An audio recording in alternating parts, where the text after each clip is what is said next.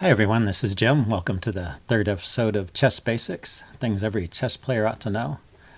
Today, as promised, I'm going to talk about how white can win one of these king and pawn versus king endgames.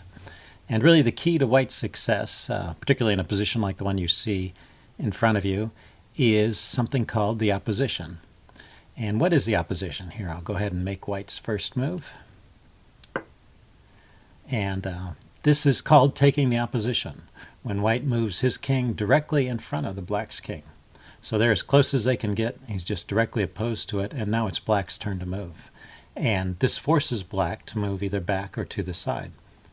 And that's why the opposition is important. That's the advantage it gives the side that has it. So when you move your king in front of your opponent's king and he's forced to move away, then you have the opposition. So the key to winning these pawn endgames is, first of all, take the opposition. And secondly, you have to do it in front of your pawn. As we saw in the other game, when the black king manages to get a square, one of these squares in front of the pawn, it becomes very difficult to win. So it's black's turn to move. Let's say he tries to stay forward. And so he goes to one side or the other. Let's choose this side. The second step here is you move your king to the other side and forward. So you're guarding 3 squares. And the black king can't go to any of these. So your pawn has a clear path all the way up to this square. The only place where the black king might be able to stop it is on this final queening square here. So first of all, if the king just comes up this way trying to get in front of the pawn, he can't because you're guarding this square. So you can just march your pawn down at this point. And now, rather than letting the king get to this square, which would happen if you push the pawn again, it's simplest just to move your king forward, opposing. This is also the opposition. You're setting up the opposition sideways, opposing the black king so that he can't get to any of these squares. So it doesn't matter what he does now, you're going to win. He can't come in here or here. He's got to go away, actually. And there you go. So let's back that up. Let's see if this always works. So you're in this position. You have the ability to step in front of your pawn and take the opposition. And when you can do that, then you're going to win this. So let's start over. You take that first step. Last time we tried going to the side. Well, let's continue that path a little bit. Last time we tried coming forward. The other way that black might try to stop it is by going to this square. It's a new variation. Going to this square directly in the path of the pawn, and if there was no way to chase the king out of there, then you'd be in trouble. But there is, and the way is the opposition. Once again, you put your king directly opposite your opponent's king. He's got to move. His only 2 moves are to the side. Let's say he goes to this side. You just take the other side. And now he can't get to any of these squares. He can race back and try and stop the pawn, but he's too late. Your pawn comes forward. He can't get here. He can't get here. He's just out of luck. So you're going to win that game.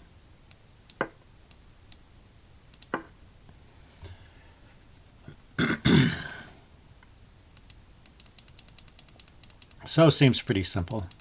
Are there any tricks to watch out for? Not so much. Once you get your king in front of the pawn, you're in good shape. Let's try a different initial position, a different starting position.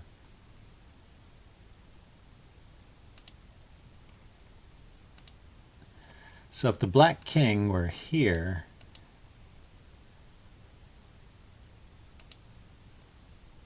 and it's white's turn to move still, why don't you think about what the right move here is in this position? I'll give you a couple of seconds to ponder it. Okay, let's start by talking about wrong moves. Well, the pawn move is the wrong move, because if you move the pawn forward, the black king comes to the square in front of it. Here, let's show that. And we know from last time this is a draw, so you've just given away your advantage. So you don't move that king. You don't move that pawn. So you have to move the king. And where can you go? Now we have something slightly different. The king's position has changed. So if you move your king directly in front of your own pawn, you might think this is the key to success, getting your king in front of the pawn. But you've given up one important thing. You've given up the opposition. And now black has the opposition. He can step here in front of your king and you can't make any progress anymore. It's your turn to move. The pawn is blocked by your own king. You can only go to the side or back. If you go to the side, he just continues to block you.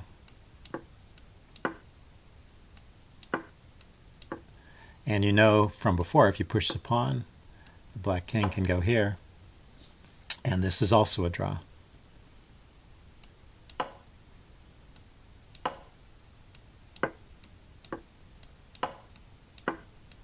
Stalemate.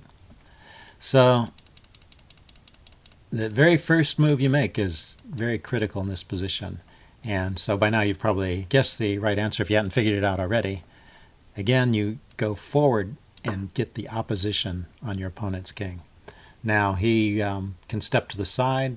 If he goes away from the pawn, that's all to the good. I'll show what happens. Say if he goes to this side. You go in front of your pawn. You head for this square over here, because that's the ideal square to shepherd the pawn into a queen. So yes, he goes here, you go there.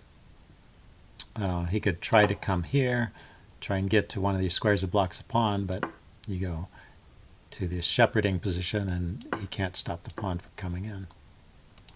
So let's back up. So you go forward. His best try is to try and block the pawn this way.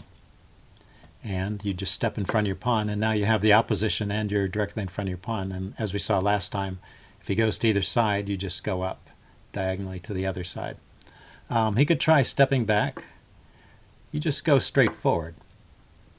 If he gets the opposition in this position, this is an interesting point. When you went straight forward, you gave yourself an extra move. And this extra move can be used to regain the opposition. So if you were forced to move your king in this position, you would be stuck. Your king would just be moving sideways because his king is in the way. But you get one tempo to move your pawn, and now you have the opposition, and the black king is forced to move away. And now you're going to win.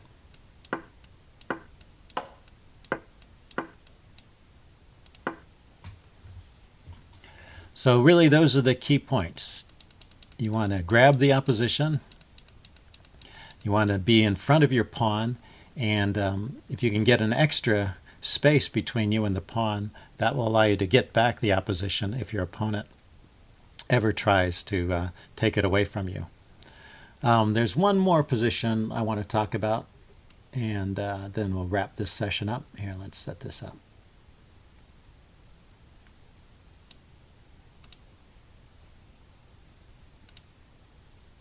Let's move everything forward a little bit. So black king is here. White king is in front of the pawn. The pawn is here. And let's give let's give white the move. So he's forced to move aside. Now we looked at this position one step back.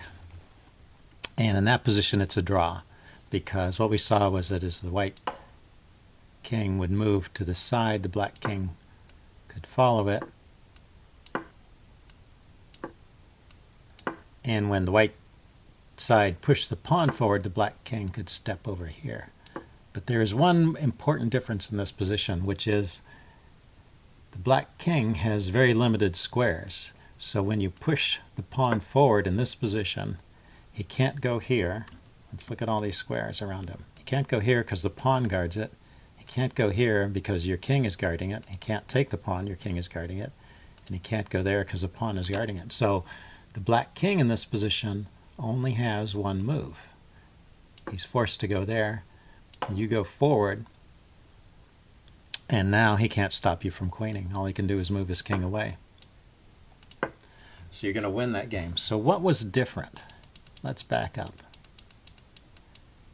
The real difference is when you're one step further back and you push the pawn forward, the black king first goes in front.